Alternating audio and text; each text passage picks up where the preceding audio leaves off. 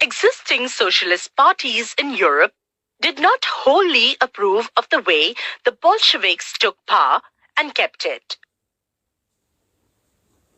However, the possibility of a workers' state fired people's imagination across the world.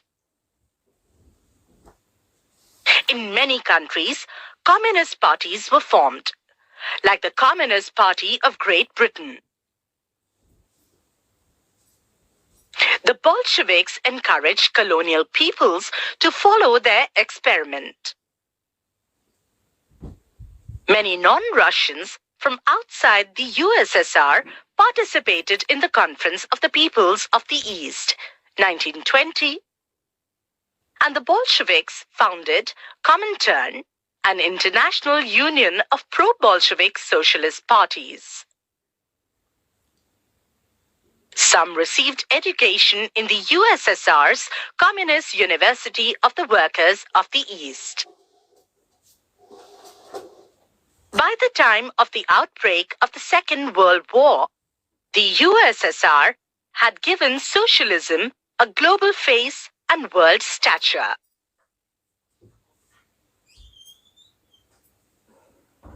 Yet, by the 1950s, it was acknowledged within the country that the style of government in the USSR was not in keeping with the ideals of the Russian Revolution. In the world socialist movement too, it was recognized that all was not well in the Soviet Union.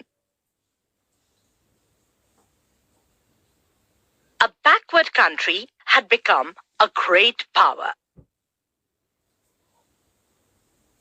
Its industries and agriculture had developed, and the poor were being fed. But it had denied the essential freedom to its citizens and carried out its developmental projects through repressive policies.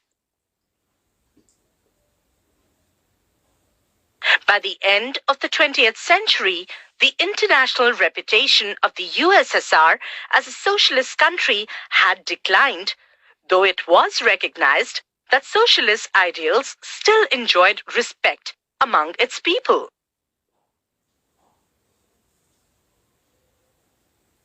But in each country, the ideas of socialism were rethought in a variety of different ways. Revolution in India. Among those the Russian Revolution inspired were many Indians. Several attended the Communist University. By the mid-1920s, the Communist Party was formed in India. Its members kept in touch with the Soviet Communist Party. Important Indian political and cultural figures took an interest in the Soviet experiment and visited Russia. Among them, Jawaharlal Nehru and Rabindranath Tagore, who wrote about Soviet socialism. In India, writings gave impressions of Soviet Russia. In Hindi, R.S. Avasthi wrote in 1920-21, Russian Revolution, Lenin, His Life and His Thoughts, and later, the Red Revolution.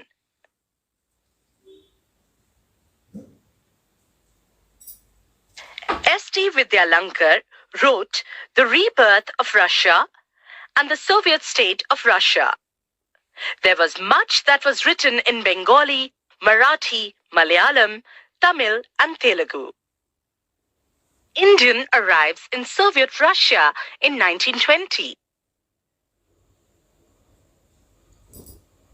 For the first time in our lives, we are seeing Europeans mixing freely with Asians.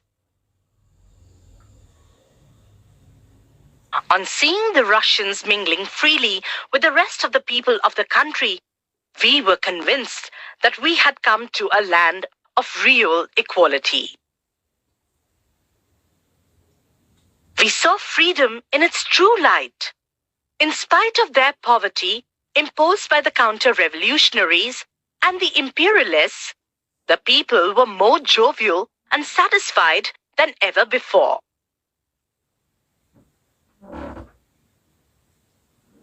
The revolution had instilled confidence and fearlessness in them.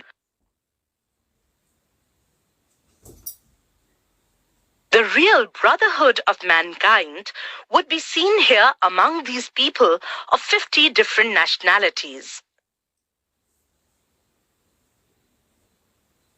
No barriers of caste or religion hindered them from mixing freely with one another. Every soul was transformed into an orator. One could see a worker, a peasant, or a soldier haranguing like a professional lecturer. Rabindranath Tagore wrote from Russia in 1930. Moscow appears much less clean than the other European capitals. None of those hurrying along the streets look smart. The whole place belongs to the workers. Here, the masses have not in the least been put in the shade by the gentlemen. Those who lived in the background for ages have come forward in the open today. I thought of the peasants and workers in my own country.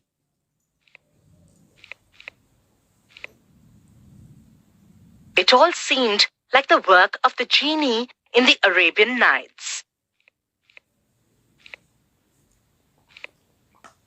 Here, only a decade ago, they were as illiterate, helpless, and hungry as our own masses.